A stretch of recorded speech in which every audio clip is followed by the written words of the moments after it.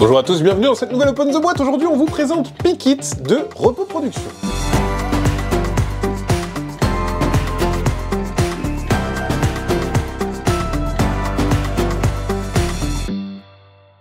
Pikit, c'est un jeu de Corentin Brand, illustré par Sylvain Repos. C'est pour 2 à 4 à partir de 8 ans, ça dure 20 minutes, et c'est un jeu un peu d'apéro méchant, où on va être agressif avec les autres, on va aller voler des cartes dans les mains des autres, etc. On va voir que c'est les gens qui aiment bien les munchkins et les jeux un peu coquins comme ça devraient s'y retrouver. On va voir qu'aussi l'édition elle est assez ouf, parce que c'est une petite boîte, mais il y a du matos qui est assez quali dedans. Hop, on retrouve la règle du jeu tout en long, on va vous l'expliquer, mais globalement c'est vous lancez des dés, vous achetez des cartes, et vous faites avant éventuellement des actions avec vos cartes. Voilà, mais ça prend très très vite. Et là on a le rappel de toutes les icônes, mais il y a aussi des cartes qui rappellent toutes les icônes, donc ça c'est bien fait. On a déjà dépunché, hop, donc les pions sont ici. On va retrouver, dans un premier temps, un petit sabot qu'on peut enlever, et dedans on mettra les cartes, donc ça hyper pratique. Et en dessous se cache quoi? Une petite piste de dés.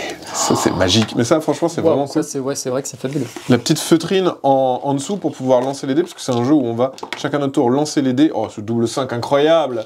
On va lancer les dés comme ça dedans, donc c'est super chouette. Il y a un petit revêtement de ville tout autour, et on a même ici, sur la tranche, la répartition des cartes, leur nombre, etc. Ah, super! Donc ça c'est assez cool. Donc quand on a la piste devant nous, on a la répartition des cartes, et on a la petite piste de dés.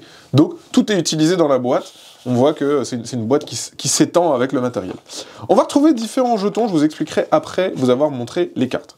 Comme je le disais, on va retrouver des aides de jeu, donc il peut y en avoir une pour chaque joueur-joueuse, qui vous rappelle les pouvoirs des éventuels monstres que vous allez retrouver en jeu. Et en plus, de l'autre côté, c'est une carte qui vous rappelle que celui ou celle qui a le plus de guêpes à la fin gagnera 15 points, donc il pourra retourner son aide de jeu pour dire « j'ai gagné les 15 points, c'est moi le meilleur ». Les différents personnages qu'on va pouvoir récupérer ont des valeurs. Le but du jeu, c'est quoi? On lance 2 dés, et on va pouvoir acheter des cartes disponibles dans une rivière en fonction des valeurs qu'on a eues. Si on a un 1 et un 3, on peut acheter une carte de valeur 1 et une carte de valeur 3, ou acheter une carte de valeur 4. Voilà. Les cartes, elles valent autant de points que le chiffre indiqué. Donc une carte comme ça vaut 1 point, mais je le rappelle, la règle de la guêpe, c'est celui qui en a le plus gagnera 15 points. Et aussi, des fois, les cartes, elles ont des petits pouvoirs. Par exemple, ceux 2, si vous ne voulez pas la garder au début de votre tour, vous pouvez la jeter, et ça vous permet de relancer les dés. Donc on voit que chaque personnage, chaque monstre que vous avez dans la main, soit vous le gardez pour ses points de victoire, soit vous le défaussez pour gagner des pouvoirs. Celui-là, il est rigolo. Si on vous le vole, hop, il perd 3 points, la personne qui a tenté de vous le voler. Donc ça, c'est un petit peu le truc empoisonné, le cadeau empoisonné, quoi. Quand on en a beaucoup dans la main, on n'a pas envie d'aller piocher dans la main de la personne qui en a beaucoup. Sachant que du coup, il y a un côté où on va essayer de te piquer des cartes qui sont fortes, mais si t'as des 3, bah du coup, on a moins envie d'y aller, quoi. Le 4, justement, va voler des cartes chez les autres. Le 5 va vous permettre de piocher une carte. Le 6 va vous permettre d'annuler une action. Voilà. Je te vole une carte! Eh bien non, je perds 6 points, mais tu ne fais pas ton action. Le 7 va pouvoir permettre de choisir la valeur de ton dé. Le 8, ça permet d'en récupérer plein, c'est des hydres. Donc s'il y a 3 8, tu dépenses 8 et tu peux prendre tous les 8. Et après, on a les monstres un peu balèzes qui font le pouvoir de votre choix. Et en plus de ça, il y a les mechas.